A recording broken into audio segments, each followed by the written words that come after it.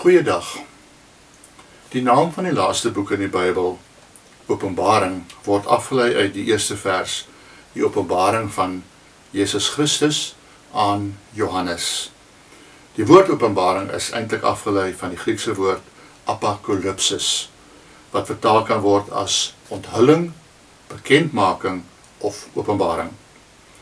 Openbaring het waarskynlik teen ongeveer 95 na Christus gedurende die regeertyd van keiser Domitianus ontstaan. Volgens hoofstuk 1 vers 9 was die skrywer op die eiland Patmos toe hy die visioene van die boek gesien het. Die skrywer van Openbaring stel homself voor as Johannes en volgens oorlewering was hy dan ook die disipel Johannes, die seun van Zebedeus, wat sy laaste lewensjare in Efese deurgebring het. Sommige geleerde mense meen egter dat die skrywer 'n rondgaande apokalyptiese profeet in Klein-Asië kon gewees het.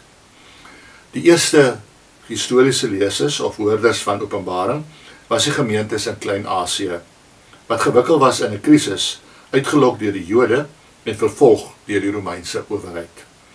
Openbaring kan tegelyk as 'n brief, Johannes se herderlike skrywe aan die gemeentes in Klein-Asië, of 'n profesie, die bekendmaking van God se wil, en 'n apokalips, 'n geskrif waarin God se optrede onthul word, beskou word.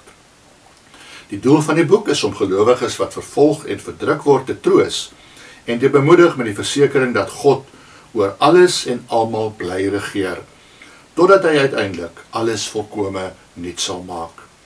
Terselfdertyd word Openbaring aangebied as 'n dramatiese vertelling van visioene, wat deur middel van simboliek, beeldspraak en retoriek gelowiges begelei na die wederkoms van Jesus Christus. Openbaring is sterk trinitaries ingestel. God word beskryf as die heerser op sy troon in die hemel.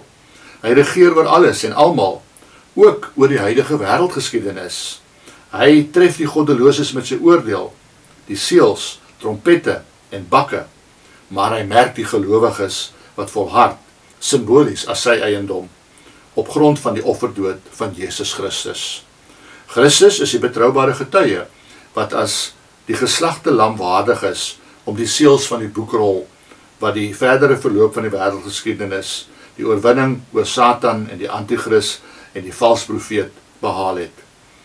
As bruidegom sy bruid laat aansit by die bruilofsfees, om dan vir altyd volmaak by God in die nuwe Jerusalem te woon.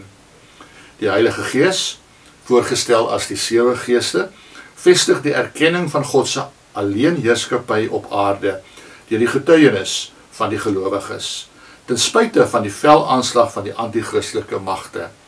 Die eskatologiese boodskap van Openbaring, gerig op die eindtyd, loop uit op die wederkoms van Christus, die klimaks, waarin alles en almal op pad is. Kom ons bid saam. Dierbare Here Jesus, ons raak soms benoud as ons dink oor die wederkoms, maar help vir ons om te vertrou dat U werklik waar die oorwinning reeds behaal het, dat U ook die prys vir ons sonde betaal het, en dat ons eintlik maar net kan uitsien na die dag wanneer U weerkom, omdat U dan ook vir ons sal deel in U volle erfenis. In Jesus se naam. Amen.